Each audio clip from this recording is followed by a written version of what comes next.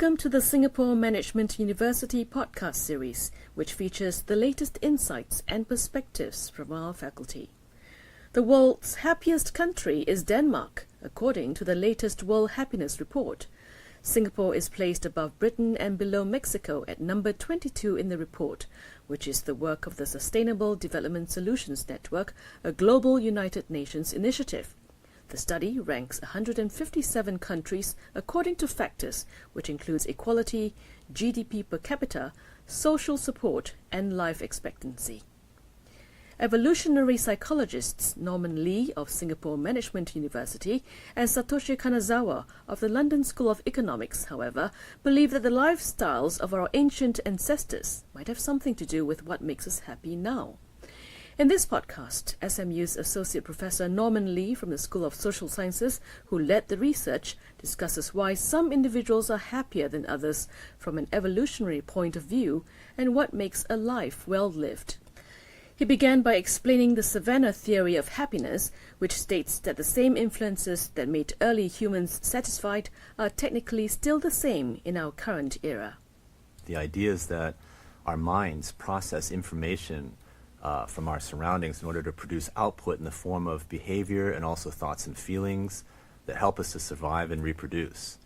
Now, these psychological mechanisms evolved over the last 2 million years or so in certain conditions that have only recently, very recently changed. For example, people used to live in small villages of no more than 150 to 200 individuals, and they had close contact with friends on a daily basis.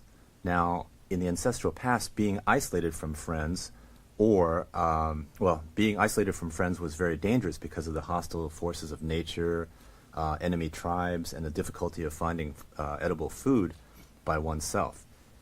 Now, living in extremely crowded conditions back then would have meant extremely severe competition for very limited natural resources. So in the modern world, which comprises a very tiny part of human evolutionary history, even though people can live in crowded cities and can survive for a long period of time without friends, people may still experience discomfort under such conditions because their minds are still computing the ancestral ramifications of their surroundings. Well, using this theory, it basically predicts that things that are evolutionarily novel, that exist nowadays in the modern world that did not exist back then, people will tend to have some difficulty with accepting it. So they may have difficulty or discomfort when facing new things that did not exist back then. I understand that there are two main findings from your research, which involved a large survey of 15,000 respondents of adults aged 18 to 28. Yeah, we found that people report greater life satisfaction the more they associated with their friends and the less densely populated the area was where they lived in. So you're saying that the research shows, number one, the more social interactions with friends a person has, the greater their self-reported happiness, and number two, the higher the population density of the immediate environment, the less happy people said they were. But you also had a particularly intriguing finding when you factored in intelligence. Tell us more. Well, first of all, people who were less intelligent were twice as likely to be affected by that correlation between population density and life satisfaction. So people who were more intelligent were less impacted by population density. However, for friendship, there was a reversal such that for intelligent people, for highly intelligent people, the more they associated with friends, the less satisfaction with life they reported. My co-author, Satoshi, has hypothesized that general intelligence evolved to allow people to handle non-recurrent evolutionarily novel situations. Now, we have psychological mechanisms to deal with recurrent challenges such as finding edible food, providing basic care for children, preferring certain kinds of mates over others. But occasionally a new situation might pop up such that these other mechanisms aren't very particularly good at solving. And so that's where general intelligence comes in.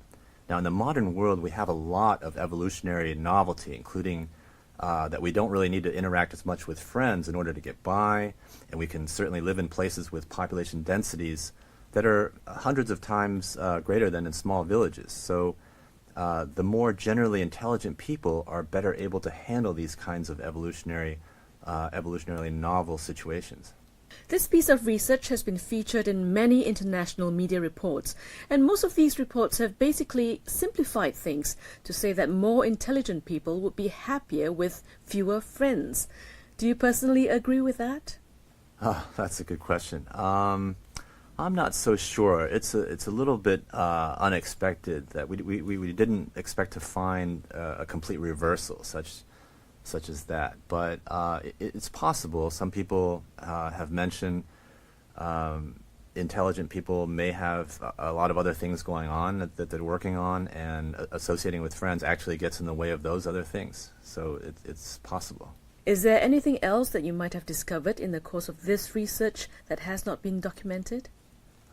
We pretty much documented everything that we found in this particular paper, but there are a lot of other variables that also can be examined. In fact, we did actually publish a paper just a bit earlier last year showing that being an ethnic minority tended to be associated with less life satisfaction. And the same groups, when they comprised a majority in the same country, in different regions of the same country, they had higher satisfaction.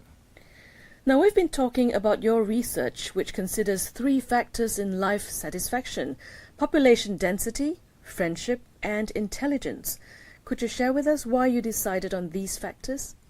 We've decided on these factors because population density is a very modern concept, relatively speaking, because most population densities in the ancestral world were like 150 to 200 people at the most in a small village.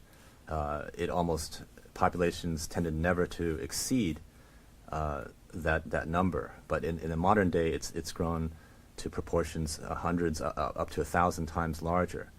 So that's very evolutionarily novel in terms of human history, relatively speaking. And so is not having much contact with friends, right? These days, people can stay isolated inside their house or wherever, and get by dealing with the internet and getting their food and things without actually having to see their friends for a long time. So we chose to look at these 2 factors, and also intelligence, because as I may have mentioned earlier, my co-author Satoshi Kanazawa had previously hypothesized that general intelligence evolved in order to handle evolutionarily novel stimuli or situations. So in this case, we also predicted that more intelligent people would be able to handle evolutionarily novel situations such as high population density and less interactions with friends, so that perhaps it would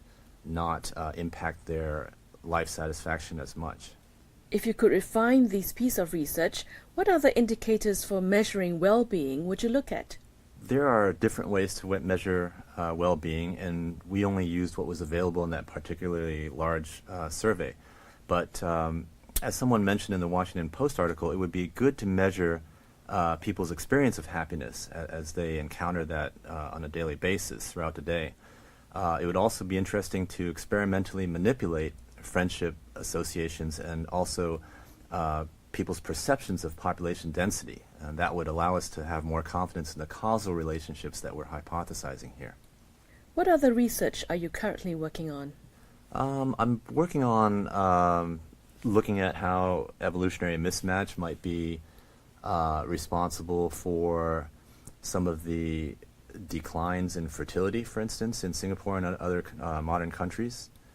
Why people, the more money they have, it seems like that the less interested they are in reproducing, whereas that relationship used to be positive in the past, or at least resources. The more resourceful people have more capacity to have children, and in the modern day they actually have less. Thank you very much, Professor. Thank you.